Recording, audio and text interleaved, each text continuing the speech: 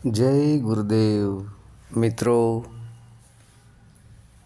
પરમાત્મા દરેકને સુખ શાંતિ આપે તેવી પરમાત્માને પ્રાર્થના. મિત્રો, આજે સોહમ સત્સંગ 52 અક્ષરથી બારો તેના વિશે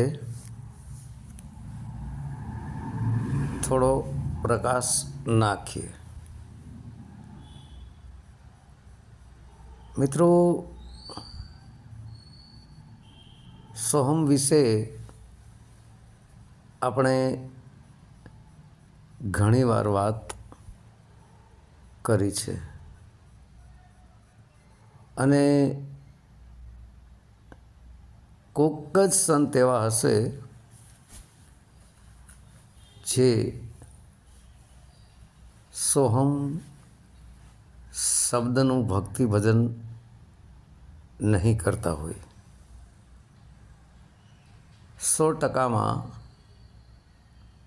99% સાધુ સંતો ભક્તો મહંતો દેવી દેવતાઓ બધા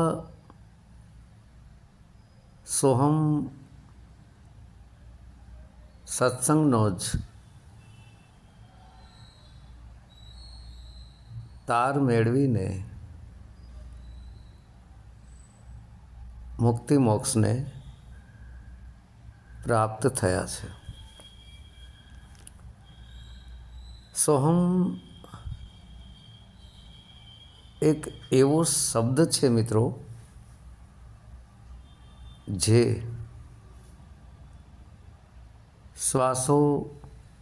શ્વાસની ક્રિયામાં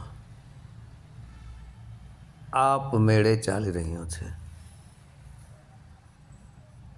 એ જપવામાં નથી આવતો અને અજપવામાં નથી આવતો અને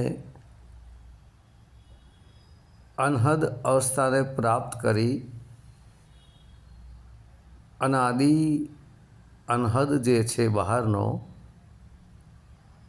તેમાં લય થઈ જાય છે. અનાદિ જે અનહદ છે એ અવસ્થા, એ સ્ટેજ, એ સ્થાનને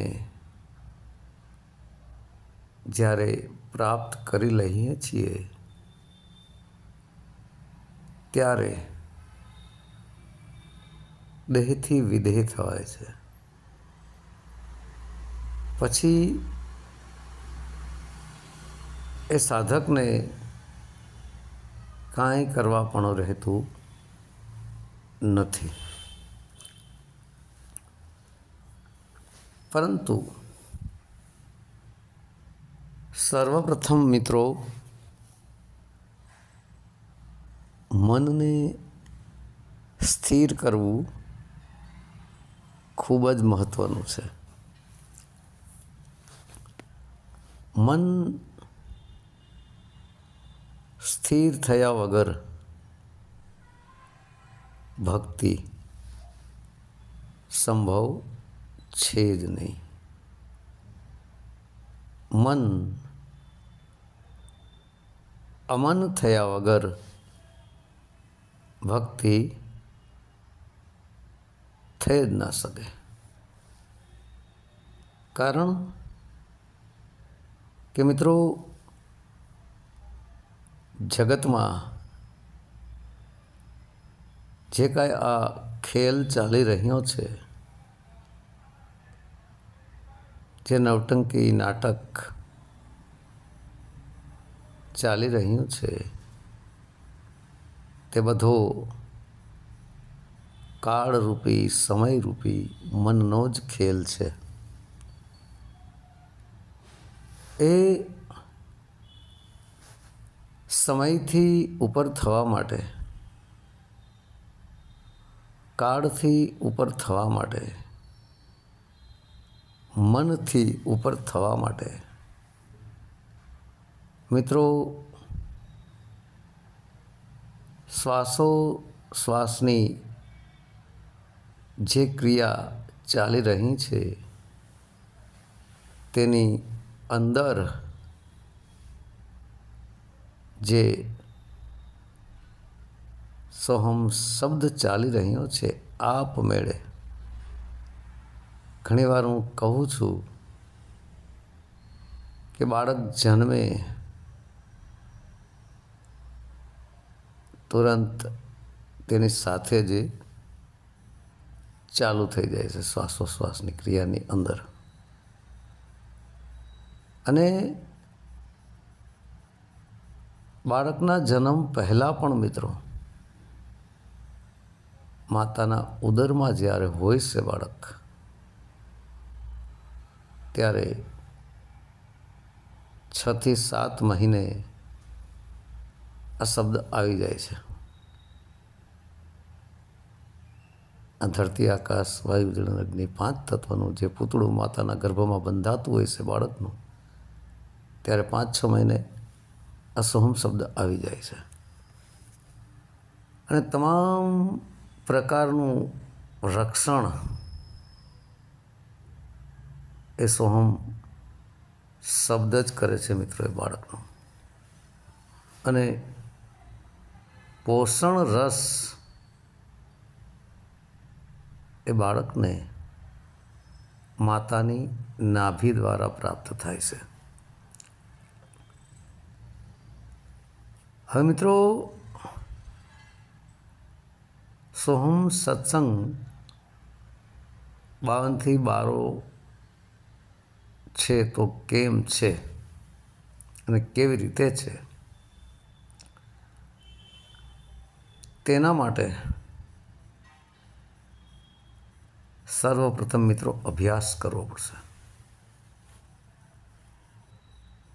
માતા ગંગા સતી પણ કહે છે કે અભ્યાસ કર્યા વગર પાનબાઈ ભક્તિ લાગે નહીં, અને અભ્યાસ જાગ્યા પછી ભમવું નહીં. તો મિત્રો સોહમ આ સત્સંગ 52 અક્ષરથી 12 છે એના ઉપર નજર નાખીએ કેવી રીતે છે. સર્વપ્રથમ મિત્રો અભ્યાસ કરવા માટે અને અભ્યાસી બનવા માટે તમારા ઘરની અંદર એક જગ્યાએ શાંત ચિત્તે બેસો. મનને શ્વાસોશ્વાસની ક્રિયામાં જોડો. તો હવે શ્વાસોશ્વાસની જે ક્રિયા ચાલી રહી છે તે અલગ થયું,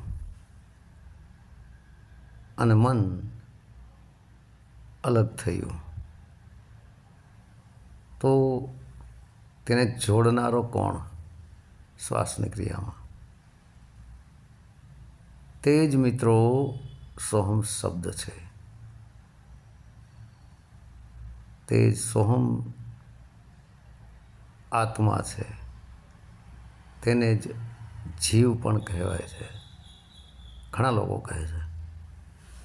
મારી દૃષ્ટિએ તો આત્મા મનોદશામાં ફસાયેલો છે ત્યારે એને જીવ કહેવાય છે, અને સુરતા પણ કહેવાય છે.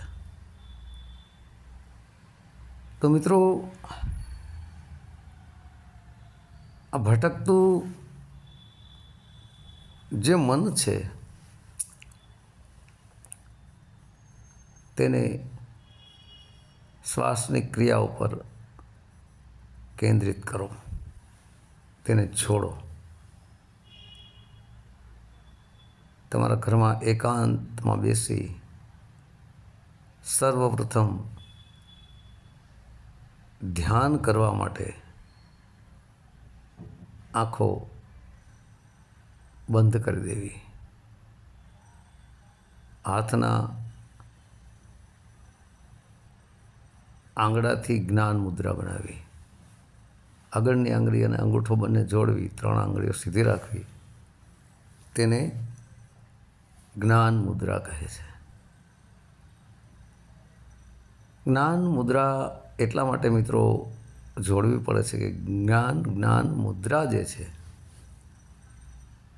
તે કરવાથી તાત્કાલિક મતલબ બહુ થોડા જ સમયમાં મન સ્થિર થવા લાગે છે. મન શ્વાસોશ્વાસની ક્રિયામાં જ્યારે સ્થિર થઈ જાય છે,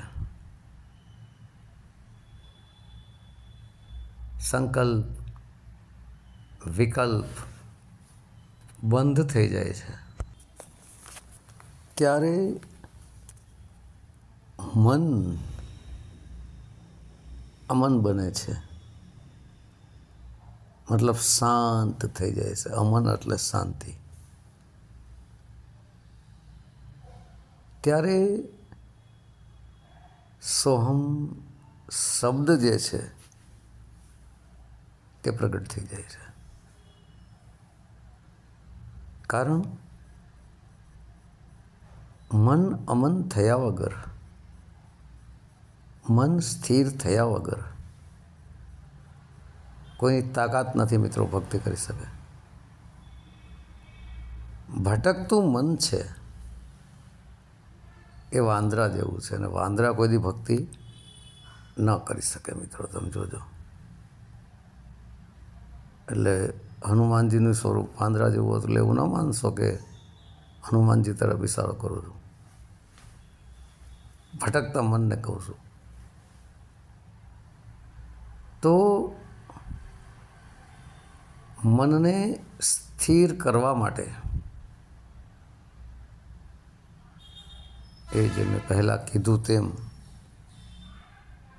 હાથ જ્ઞાન મુદ્રામાં રાખી, આંખો બંધ કરી, એક કોથળાનું આસન પાથરી, કમર સીધી, ડોક ટાઈટ રાખી શ્વાસ પર મનને કેન્દ્રિત કરો. મેં કીધું કે શ્વાસ અલગ છે, મન અલગ છે, અને એને કેન્દ્રિત કરનારો અલગ છે. તેને કેન્દ્રિત કરનારો જે છે તે જ મિત્રો આત્મશક્તિ છે. કારણ કે આત્માના ઈશારે જ આ મન ચાલી રહ્યું છે. આત્માની શક્તિ દ્વારા જ મન ચાલી રહ્યું છે. પ્રગટ પણ મન આત્મા જ કરનારો છે મનને, અને મનને પાછો ફરી આત્મા જ કંટ્રોલ કરી શકે છે મિત્રો. તો જેવી રીતે આપણે ઘોડો ચલાવતા હોય મિત્રો, તો ઘોડાને ચલાવવાનો જ ઘોડાને રોકી શકે. એવી રીતના હવે તમે આંખો બંધ કરી મનને લઈ ગયા શ્વાસોશ્વાસની ક્રિયામાં. કોઈએ વાસણ પછાડ્યું, અવાજ આવ્યો તમને ખણાનો, બરાબર? એટલે મન ત્યાં દોડીને ગયું. ફરી ખેંચો મનને પાછું અને શ્વાસમાં જોડો. ફરી કોઈ અવાજ માર્યો તમને બોલાવવા માટે, તમારું નામ લઈને. મન ત્યાં ગયું. ફરી ત્યાંથી પાછો ખેંચો તમે અને શ્વાસમાં જોડો. ફરી તમને કોઈ સંકલ્પ વિકલ્પ થયો, ફરી મનને ત્યાં જોડો. ફરી મન તમારું ક્યાંય વ્યવસાયમાં કોઈ અન્ય જગ્યાએ ગયું, ત્યાંથી ખેંચીને ફરી પાછું ત્યાં જોડો.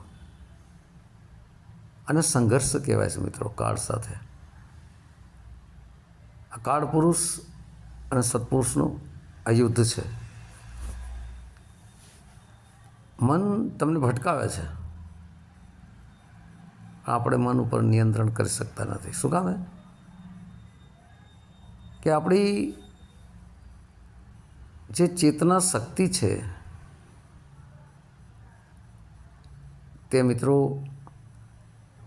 મનને જો પકડવાનો પ્રયત્ન કરે, સ્થિર કરવાનો પ્રયત્ન કરે તો અવશ્ય થઈ જાય મિત્રો. પણ આપણે એ પ્રયત્ન જ કરતા નથી અને વાતોમાં ફસાઈ ગયા છે, બકવાસમાં ફસાઈ ગયા છે. ઘણીવાર હું કહું છું, કામ, ક્રોધ, લોભ, મદ, મોહ, શબ્દ, સ્પર્શ, રૂપ, રસ, ગંધ, તારી મારી, છલ, કપટ, ઈર્ષા, નિંદા, વાદ વિવાદ, ધર્માધર્મી, નાતી જાતિ, પંથાપંથી, આમાં ફસાઈ ગયા છે મિત્રો. તો આ મનને શ્વાસમાં જોડવાનો અભ્યાસ ચાલુ રાખો. ધીરે ધીરે ધીરે ધીરે આગળ વધો. એક દિવસ એવો આવીને ઉભો રહી જશે, અવશ્ય તમે મન પર વિજય પ્રાપ્ત કરી લેશો, કંટ્રોલ કરી લેશો. જેવી રીતે એક દિવસ ગયો, મન સ્થિર ન થયું, બીજો દિવસ ગયો, ન થયો. ધીરે ધીરે અભ્યાસ જેમ જેમ તમારો વધતો જશે, એક એકડો હોય મિત્રોને, આપણે 100 વાર ઘૂંટીએ ત્યારે એકડો પાકો થાય છે. જેવી રીતે એક ડુંગળી હોય મિત્રો, ડુંગળી ઉપરથી એક પડ તમે કાઢો એટલે બીજું એવું નવું આવે, ફરી બીજું કાઢો તો ત્રીજું એવું નવું આવે, ફરી ત્રીજું કાઢો તો ચોથું એવું નવું આવે. આ રીતે પડ પછી પડ નીકળી જાય, બધા પડ ખતમ થઈ જાય એટલે ડુંગળીની અંદર રહેલી એક ગાંઠ આવે મિત્રો, એ હાથમાં આવી જાય, બરાબર, એ પકડાઈ જાય. બરાબર એ જ રીતે મિત્રો ડુંગળીના પડને તમે કાઢતા જશો, લાસ્ટમાં એક ગાંઠ આવશે, ગાંઠ ઉપર બહુ ઝીણા પડ હશે, એ પણ ધીરે ધીરે ધીરે ધીરે ધીરે કાઢતા જજો. સંપૂર્ણપણ ખલાસ થઈ જાય પછી એ ડુંગળીનું અસ્તિત્વ રહેતું નથી, બધા પણ અલગ થઈ ગયા. એવી જ રીતના મિત્રો એક દિવસ તમે અભ્યાસમાં બેઠા, તમે મનને કંટ્રોલ ન કરી શક્યા, તમારી હાર થઈ, એક પડ ગયું, ફરી બીજું પડ આવ્યું ડુંગળીનું. એવી રીતે બીજો દિવસ આવ્યો, ફરી તમે અભ્યાસ કર્યો, મન સ્થિર ન થયો, તમે હારી ગયા. ત્રીજે દિવસે અભ્યાસ કર્યો, ન થયો સ્થિર, હારી ગયા. તો જેવી રીતે મિત્રો ડુંગળીના પડ ખતમ થઈ જાય છે, એવી રીતે મનની જે ચાલાકીઓ છે, મનની જે તરંગો છે, મનની જે ભટકતી શક્તિઓ છે, એ શાંત થઈ જશે. અને અભ્યાસ કહેવાય છે મિત્રો. મન શાંત થઈ ગયું, શૂન્ય અવસ્થામાં આવી ગયું, પછી શૂન્યથી ઉપર મિત્રો એ સોમ શબ્દ છે. તો લગાતાર અભ્યાસ કરવો ખૂબ જ જરૂરી છે મિત્રો. અને સાથે સાથે આપણો વ્યવસાય, આપણો પરિવાર, આપણા સગા સ્નેહીઓ અને આપણી આ ભક્તિ, એ પણ કરતું રહેવાનું છે. પરંતુ સોહમ સતનામનો, સોહમ સત્સંગનો ઉપદેશ કરનાર જે છે તે પૂર્ણ બ્રહ્મનિષ્ઠ સંત હોવા જોઈએ,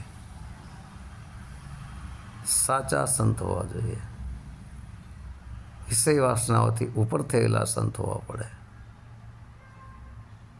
મનને કંટ્રોલમાં કરી લીધેલા સંત હોવા પડે. બાકી જેનું મન જ્યાં ત્યાં ભટકતું હોય એને સંત જ નથી કહેવાતા.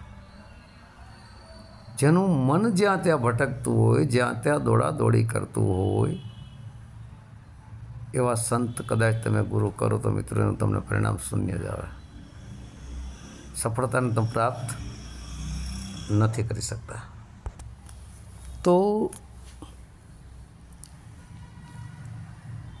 એવું લાગશે કે વાત તો સોહમ સત્સંગ 52 અક્ષરથી બારો છે એ કરે છે, તો સત્સંગ તો 52 અક્ષરોથી થાય, તો 52 થી 12 કઈ રીતે કહેવાય? તો મિત્રો 52 અક્ષરો દ્વારા જે સત્સંગ આપણે કરીએ છીએ એને લૌકિક સત્સંગ કહેવાય. 52 અક્ષરી સત્સંગથી સમજણ આવે, વિવેક જાગે. સમજણ આવ્યા પછી વિવેક જાગે ને વિવેક જાગ્યા પછી વૈરાગ આવે ને વૈરાગ આવ્યા પછી જ્ઞાન આવે ને જ્ઞાન પરિપૂર્ણ થઈ ગયા પછી ભક્તિ લાગે ને ભક્તિના રસ્તે ચાલ્યા પછી અનુભવ થાય. તો 52 અક્ષરી સત્સંગ દ્વારા સમજણ આવે, અનુભવ ન થાય મિત્રો. અનુભવ અલૌકિક સત્સંગ દ્વારા થાય. મોઢે બોલાય અને કાને સંભળાય એ સમજવા માટે લૌકિક સત્સંગ છે મિત્રો. લૌકિક સત્સંગ બુદ્ધિપૂર્વક થાય ને બુદ્ધિપૂર્વક પકડાય. તો સોહમ જે શબ્દ છે તે બુદ્ધિથી ઉપર છે મિત્રો. હવે અલૌકિક જે સત્સંગ છે તે મિત્રો સત એ જ 100 રૂપી પરમાત્મા છે. સંગ એ સુરતાનો સંગ 100 શબ્દની સાથે કરવાનો છે. 100 રૂપી પરમાત્માની સાથે કરવાનો છે. 100 છે પરમાત્મા છે. હમ એ સુરતા કહો, આત્મા કહો, જીવ કહો, ચૈતન્ય શક્તિ કહો, જે કહેવું હોય તે. 100 હમ, 100 એ પરમાત્મા ને હમે હું. આ સત્ય સ્વરૂપી પરમાત્માનો સંગ સુરતાનો થઈ જાય એને અલૌકિક સત્સંગ કહેવાય મિત્રો. અને અલૌકિક જે સત્સંગ છે તે વાંચવામાં, લખવામાં, બોલવામાં અને સાંભળવામાં નથી આવતો. અલૌકિક સત્સંગના ઘરમાં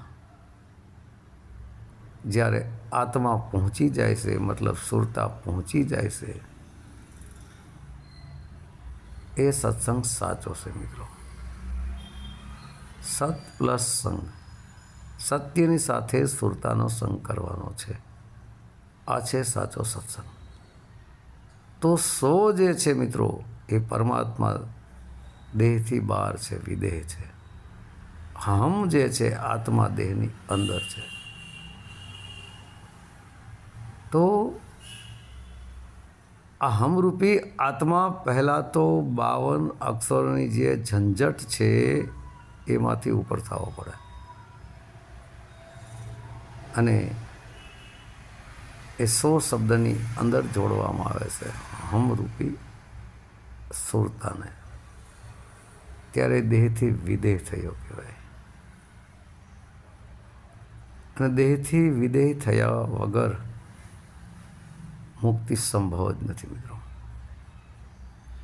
દેહમાં રહીને, મનુષ્ય દેહની અંદર રહીને દેહથી વિદેહ થવાનું છે મિત્રો. દેહથી વિદેહનો અર્થ છે જીવતે જીવતા મરી જવું. મર્યા પછી કોને મુક્તિ જોઈ શકે? જેટલા ભક્તિ કરનારા, ભજન કરનારા માણસો આ દેહ છોડીને ગયા છે ઉપર, તો કોઈનો ફોન આવ્યો કે અમને મુક્તિ મળી ગઈ, ઉપરથી ટપાલ આવી કે અમને મુક્તિ મળી ગઈ, કોઈનો સંદેશો આવ્યો કોઈના મારફતે કે બધાને કહી દેજો અમને મુક્તિ મળી ગઈ. એનું કોઈ પ્રમાણ નથી મિત્રો. એનું કોઈ પ્રમાણ જ છે નહીં. કાલ્પનિક વાતો થઈ શકે, પરંતુ સોહમ શબ્દની અંદર જ્યારે મન સ્થિર થઈ જાય છે, મનની તરંગો ઊભી રહી જાય છે, રોકાઈ જાય છે. જે રીતે મિત્રો તમે એક શાંત સરોવરમાં એક પથ્થર ફેંકો એટલે તરંગો એમાંથી ઉઠે છે, અને એ તરંગો જ્યાંથી ઉઠી ત્યાં ફરી પાછી સમાઈ જાય, સરોવર ફરી શાંત થઈ ગયું. એવી રીતે જ મિત્રો આ મનની તરંગો ઉઠતી રહે છે. મન સમાય જાય, તરંગો શાંત થઈ જાય. શાંત જે છે ને મિત્રો, એ જ આત્મા છે, એ જ સોહમ શબ્દ છે, એ જ સુરતા પણ છે. સુરતા વિષય વાસનાઓથી ઉપર ઉઠી ગઈ, પછી ઉપરની તરફ ચડે છે મિત્રો. દેહથી વિદેહ અને પરમાત્માને પ્રાપ્ત કરી લે છે. સો છે એ ગુરુ છે, હમ છે એ શિષ્ય છે મિત્રો. આ સોહમ શબ્દમાં ગુરુ શિષ્ય બંને આવી જાય છે. લગાતાર સોહમ સોહમ ચાલી જ રહ્યો છે. એ જ અનહદ છે મિત્રો. અનહદનો અર્થ જ એની કોઈ હદ જ નથી. બાકી અનહદનાદ કેવો એનો અવાજ છે, કેવો વાગે છે, કેવું સાંભળે છે, કે આપણે કેવું સાંભળીએ છીએ, કેવો એનો સ્વર છે, અત્યાર સુધી કોઈ એનો પર્દાફાશ કર્યો છે? અનહદ અનહદ આપણે બોલીએ છીએ, પણ અનહદ કેવો કોને? અનહદ શબ્દનો અવાજ છે કેવો? અનહદનો અર્થ જ મિત્રો જેની કોઈ હદ નથી, એ જ સોહમ શબ્દ છે, જે શ્વાસોશ્વાસની ક્રિયામાં લગાતાર ચાલુ છે. આપણે સૂઈ ગયા હોય તોય ભલે, જાગતા હોય તોય ભલે, એ ચાલુ જ રહે સતત. એ અનહદ એ જ સોહમ શબ્દ. તો આવી રીતના મિત્રો ધીરે ધીરે ધીરે ધીરે અભ્યાસ કરતા જશો એટલે મન શાંત થતું જશે.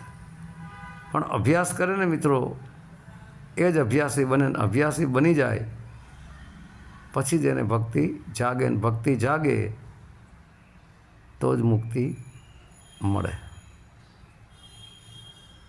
તો મિત્રો ભટકતા મનને રોકો. જ્યાં જ્યાં મન દોડીને જાય ત્યાં પાછળ શરીરને દોડાવે છે, અને શરીર દોડાવી મન અને એક દિવસ શરીરને નષ્ટ કરી નાખે. કારણ કે મન આગળ દોડે છે, પાછળ શરીર દોડે છે. તો બધો મનનો જ ખેલ થયો કે નહીં? બાકી મન શાંત થઈ ગયું, ભક્તિ ભજનમાં લાગી ગયું, મન ચોંટી ગયું સોમ શબ્દમાં, તો પછી દોડાદોડી ક્યાં રહી છે? મન સ્થિર થઈ ગયું સોમ શબ્દમાં, તો સોહમ એ જ આત્મા છે. આને જ ગીતામાં સ્થિત પ્રજ્ઞા કહેવામાં આવે છે, જે આત્મ અવસ્થામાં છે. એના માટે પછી કોઈ ક્રિયાકાંડ જ નથી રહેતો. કહે છે ને ભગવાન, હે અર્જુન, સ્થિત પ્રજ્ઞા વ્યક્તિને કોઈ ક્રિયાકાંડ રહેતો નથી. તો જેટલા ક્રિયાકાંડમાં લાગેલા છે, દોડાદોડીમાં લાગેલા છે, તો બધો ક્રિયાકાંડ થયો. તો એ સાબિત થાય છે કે આત્મ અવસ્થામાં નથી આવ્યા, આત્મ પરમાત્મ શબ્દનો અનુભવ નથી થયો. જેને આત્મ પરમાત્મ શબ્દનો અનુભવ થઈ જાય એની દોડાદોડી મટી જાય મિત્રો. એને પછી દોડાદોડી નથી રહેતી. એની ઈચ્છા, આશા, અપેક્ષા કોઈ પ્રકારની કાંઈ રહેતી જ નથી. બધું ખતમ થઈ જાય છે. અને ઈચ્છા, આશા, અપેક્ષામાં જે દોડ્યા કરે છે, એટલે સમજી લેજો એને આત્મ પરમાત્મ શબ્દનો અનુભવ થયો નથી. 52 અક્ષરી વાણી વિલાસ છે, વિશેષમાં કાંઈ નથી. વાણી વિલાસ બુદ્ધિ દ્વારા થાય. ઘણીવાર હું કહું જ છું મિત્રો, બરાબર? તો તમારી રીતે અભ્યાસ ચાલુ કરજો. અને આ શ્વાસની ક્રિયામાં મનને જોડવાથી કોઈ સાઈડ ઇફેક્ટ પણ નથી, પરંતુ અભ્યાસ વધતો જાય પછી ગુરુની મિત્રો જરૂર પડશે, અવશ્ય પડશે. ગુરુની જરૂર પડશે ને પડશે જ. કારણ કે ગુરુ મળે તો જ મુક્તિ સંભવ છે. અમારો ઓડિયો સાંભળી અને તમે સોહમ સોહમ ક્યાંક જપવા માંડો તો એનો ફાયદો ન થાય. શ્વાસની ક્રિયામાં તમે મનને સ્થિર કરો, મન કદાચ સ્થિર થઈ જાય તો એ ફાયદો ન થાય. કારણ કે અધિકારી ગુરુ તમને કોઈ પ્રાપ્ત થાય, મળે, અને અધિકારી ગુરુ પાસેથી તમને મળે સોહમ શબ્દ નામદાનમાં, નામ ઉપદેશમાં, તો જ તમારી મુક્તિ સંભવ છે, કારણ કે લાયસન્સ તો મિત્રો જોઈએ જ ગુરુનું. તમે તમારી 4 વ્હીલ કે 2 વ્હીલ ગાડી લઈને જતા હોય અને અમદાવાદ જેવા સિટીમાં તમે એન્ટર થાઓ, ઘણા પોઈન્ટો આવે ને તમારી પાસે લાયસન્સ માગે ને લાયસન્સ ન હોય તો ગાડી પકડાઈ જાય ને. એમ ગુરુનું લાયસન્સ તો જોઈએ જ. જો લાયસન્સ હોય તો તમને કોઈ રોકે નહીં. એમ ગુરુનું લાયસન્સ મળ્યા પછી જ તમે